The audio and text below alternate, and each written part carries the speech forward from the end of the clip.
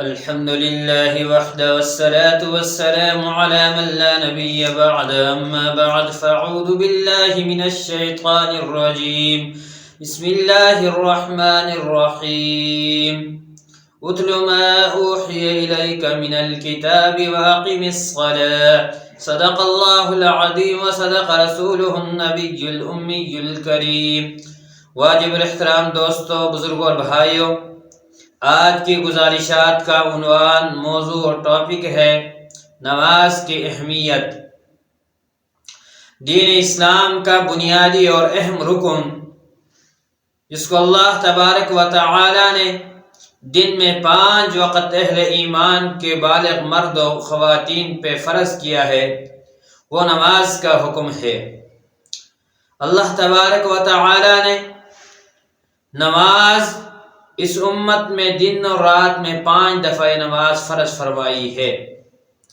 نماز کی اہمیت پر ایک واقعہ جو رسول اللہ صلی اللہ علیہ وسلم کے زمانے کے ایک صحابی آپ کے شاگرد کا ہے، اس واقعے سے آپ اندازہ لگا سکتے ہیں کہ ان لوگوں کے ہاں نماز کی کتنی اہمیت تھی۔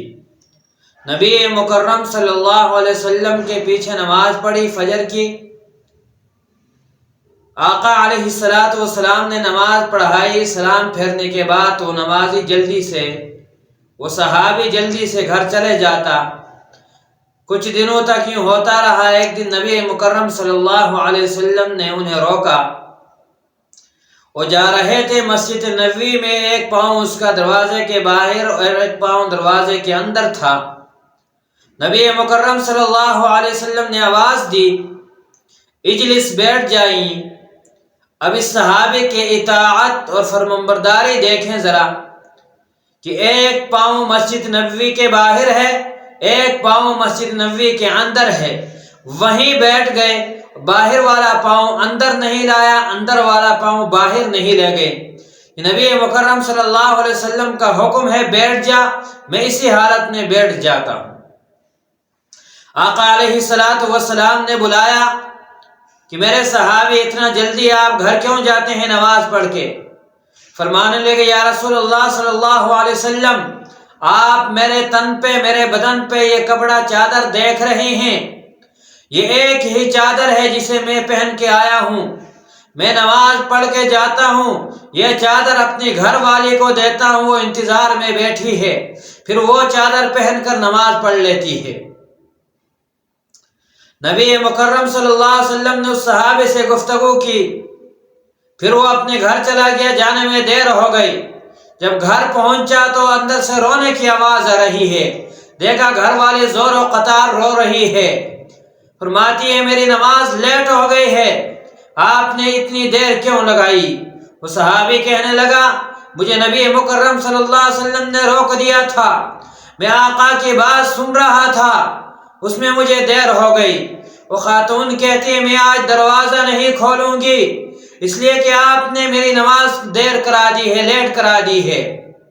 وہ صحابی بھاگتا ہوا نبی مکرم صلی اللہ علیہ وسلم کی خدمت اقدس میں واپس آیا، فرمانے لگا، یا رسول اللہ صلی اللہ علیہ وسلم، میری گھر والی دروازہ نہیں کھول رہی ہے اور زور و قطار رو رہی ہے کہ آپ نے میری نماز لیٹ کرا دی ہے۔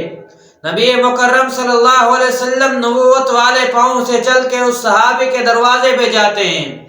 اپنی وہ چادر جس کو میرے رب نے یا ایھا المدثر کہا، جس کو میرے رب نے یا ایھا المزمل کہا، نبوت والی چادر اپنے کندھے سے اٹھائی، اپنے کندھے سے اٹھا کے اس صحابی کو پکڑواتے ہیں کہ میری طرف سے اپنے گھر والے کو دے دینا کہ یہ پہن کے نماز پڑھ لے۔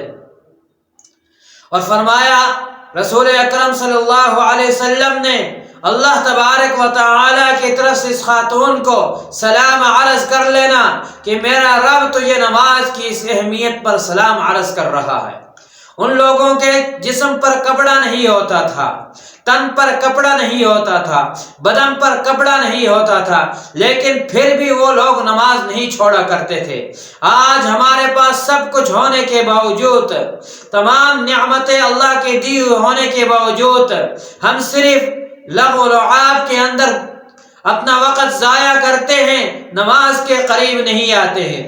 کتنے مسلمان ہیں مرد و خواتین جو نماز کی پنجگانہ نماز کی پابندی کرتے ہیں، اکثر طور پہ نماز نہیں پڑھتے ہیں، کام کچھ نہیں ہوتا، موبائل پہ وقت گزار لیں گے، ٹی وی کے سامنے وقت گزار لیں گے، گلی محلے کے اندر بیٹھ کر وقت گزار لیں گے، لیکن مسجد کے اندر جا کے مرد حضرات نماز نہیں پڑھیں گے، خواتین بازار میں وقت گزار لیں گے، لیکن گھروں کے اندر نماز کی پابندی نہیں کریں گے۔